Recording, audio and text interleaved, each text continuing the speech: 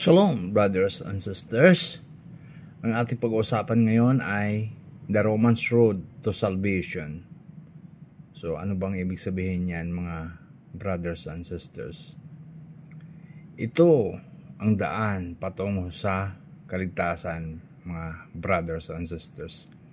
The Romans Road to Salvation is a way of explaining the good news of salvation using verses from the book of Romans.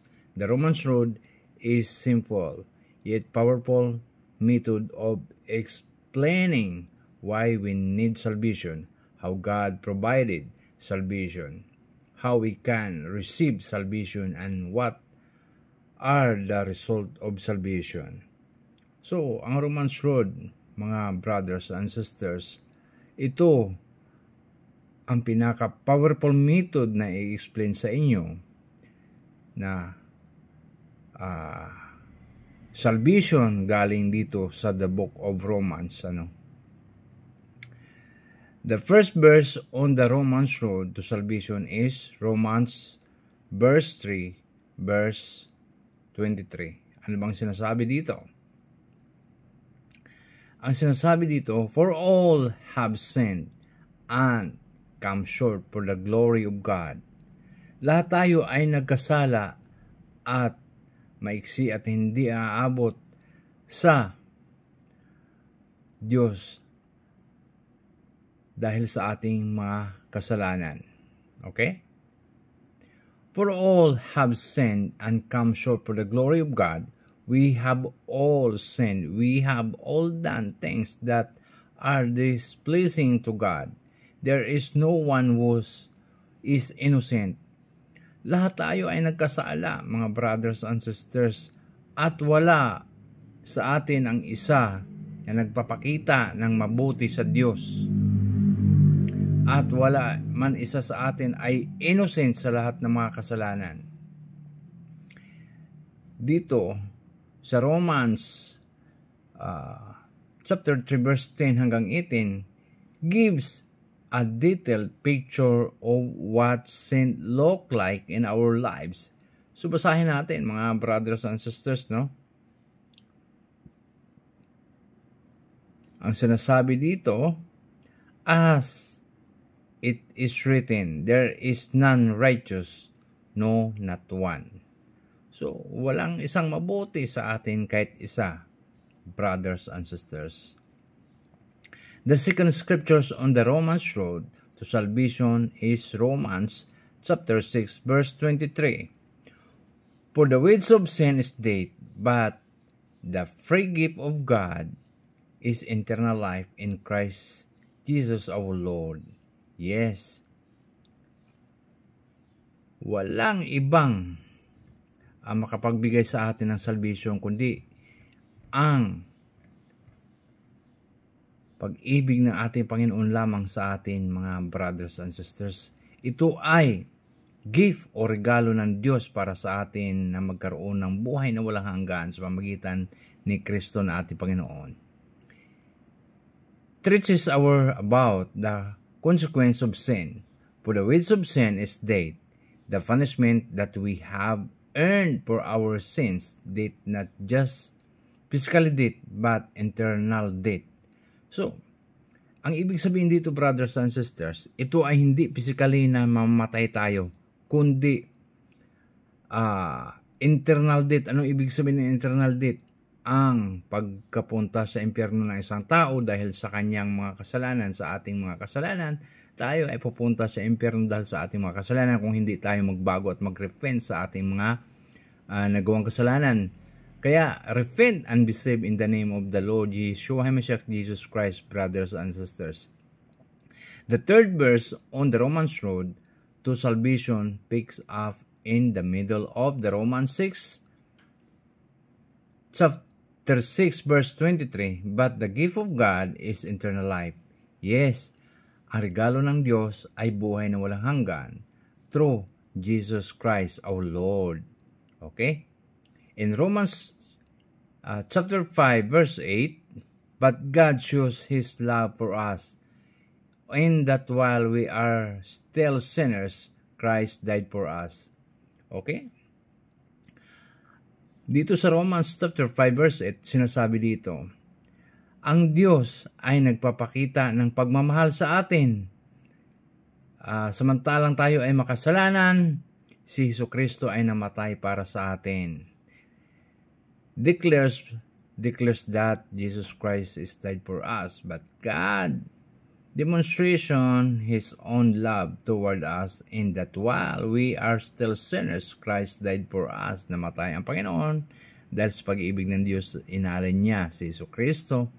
Ang katawang tao nito ay namatay sa cross at pagkalipas ng 3 araw, siya ay nabuhay muli at bumalik sa kanyang kaharian sa langit. Brothers and sisters, did feed for the price of our sin. Jesus' resurrection proves that God accepted Jesus did the payment for our sin. So, napakabuti ng Diyos dahil sa pagmamahal niya sa atin lahat. Kaya, bumaba siya ng pagkatao, namatay ang kanyang pagkatawang tao at bumalik sa kalangitan. Nagpapakita na makapangyarihan ang Diyos. Kaya wala na tayong animal sacrifice ngayon dahil tinapos na ng ating Panginoong Jesucristo, no? The fourth stop on the Romans road to salvation is Romans 10, chapter 9. Romans chapter 10, verse 9, sorry for that. Because if you confess with your mouth that Jesus is Lord and believe in your heart that God raised Him from the dead, you will be saved. Amen. At kung sino man ang naniniwala at mag-confess sa magsasabi na si Jesucristo ay Lord at Panginoon sa iyong puso at binuhay sa ng Diyos mula sa pagkapatay, tayo ay maliligtas. Amen for that. That if you confess with your mouth Jesus is the Lord, is believe in your heart that God raised Him from the dead, you will be saved. Amen. Because of Jesus' death on our behalf, all we have to do is believe in Him, trusting in His death as the payment for our sin, and we still be saved. Amen. Yun. At kung tayo ay naniwala na si Kristo ay namatay dahil sa ating mga kasalanan, tayo ay maliligtas dahil sa pagmamahal ng Diyos at pag-ibig niya sa atin ay ibinuwis ang buhay ni Kristo para sa atin, mga brothers and sisters. Dito sa Romans chapter 10 verse 13, for everyone who calls on the name of the Lord will be saved. At kung sino man ang tumawag sa pangalan ng Panginoon ay siyang maliligtas. Amen for that. Yes, it again, for everyone calls in the name of the Lord will be saved. Jesus died to pay the penalty for our sins and rescue us from eternal death. Salvation, the forgiveness of sin, is available to anyone who will trust in Jesus Christ as Lord and Savior. Amen for that. So kung sino man ang maniwala na namatay si Jesucristo para bayaran ang ating mga kasalanan dahil nililigtas tayo sa eternal death, sa pagkatapon sa impyerno, ang salvation at ang pagkaligtas ay binigay ng Panginoon sa atin ng ating kaligtasan para mapatawad ang ating mga kasalanan. Si Jesucristo ay Diyos na ating pinawalaan at siya ang ating tagapagligtas. Amen for that.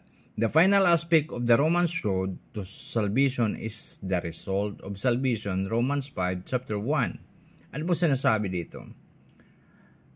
Therefore, since we have been justified by faith, we have peace with God through our Lord Yeshua HaMashiach, Jesus Christ. So, as the wonderful message, therefore, since we have been justified through faith, we have peace with God through our Lord Yeshua HaMashiach, Jesus Christ, no?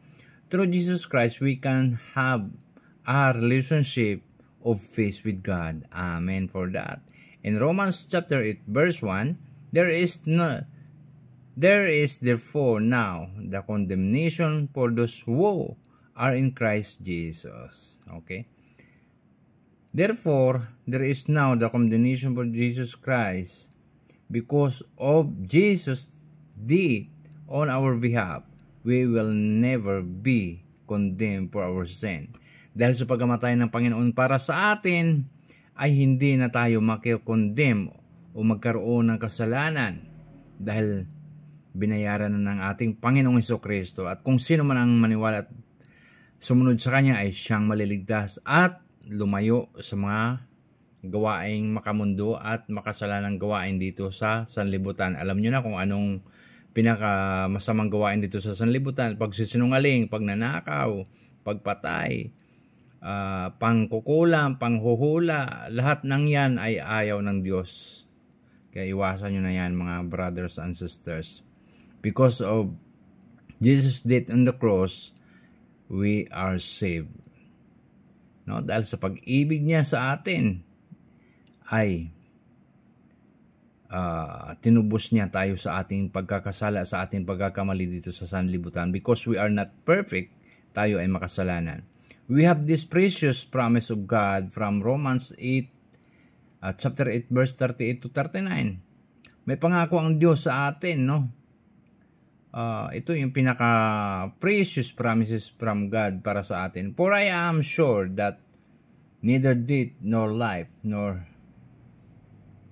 angels, nor ruler, the things present, nor things to come, nor powers, nor height, nor depth, nor anything else in all creation will be able to separate us from the love of God in Christ Jesus. So, ayun mga brothers and sisters, dahil sa pag-ibig ng Panginoon sa atin, tayo ay Kanyang minahal. Diba? Kaya pinadala niya ang Panginoon para tayo iligtas dito sa sanlibutan. So alam nyo ba na ang demonyo ay takot kay Hesukristo? Lahat ng mga evil spirit ay nagsilayasan dahil sa pangalang Hesukristo. So, ang pag-ibig ng Diyos sa atin, pinadala niya ang ating Panginoong Hesukristo upang tayo iligtas dito sa sanlibutan. At kung sino man ang maniwala at mananalig sa Kanya ay siyang maliligtas. So, yung mga taong hindi nananalig at naniniwala sa pagkamatay ng Panginoong Hesukristo, sila ay makukondem o mapupunta sa impyerno, lalo-lalo nang hindi mga nagbago at hindi bumalik loob sa Panginoon. No, brothers and sisters, so sikapin natin na bumalik sa Panginoon at maniwala na siya ay namatay dahil sa ating mga kasalanan. Dahil tayo ay hindi perpekto, ang Panginoon ay perpekto. So, He fed for us. He died for us because of the love of God. Ang pag-ibig ng Diyos sa atin, binigyan tayo ng gift o ng regalo upang hindi na kailangan magsakripisyo ng ating sarili, kundi mananampalataya na lamang at maglilingkod sa Kanya at magpakabuti habang tayo nabubuhay dito sa sanlibutan. So, that is the Romans road to life for salvation of everyone who love God through Jesus Christ our Lord. Shalom and God bless everyone.